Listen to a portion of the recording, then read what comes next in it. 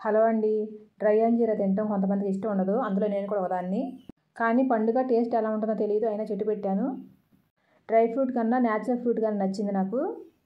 ఎప్పటికప్పుడు చెట్టునే పండింది కోసుకోవడం, కడుక్కోవడం, తినేయటం. నేను ఒక 6 కిలో ఫ్రూట్స్ అని తిని ఉంటాను అట్లా.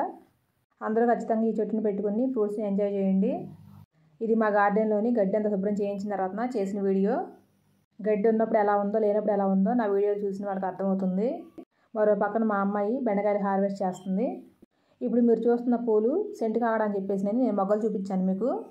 పువ్వులు చెట్టునిచ్చుకున్నప్పుడు ఎలా ఉంటాయో చూపిస్తాను కదా, ఎంత బాగున్నాయి చూసారా. స్టార్స్ ఉన్నట్టుగా ఉంటాయి, మంచి వాసన కూడా వస్తాయి పూలు. ఈ ఎల్లో మందారం, నాటు మందారం ఇప్పుడు నర్సరీలో కూడా దొరకట్లేదు ఇది.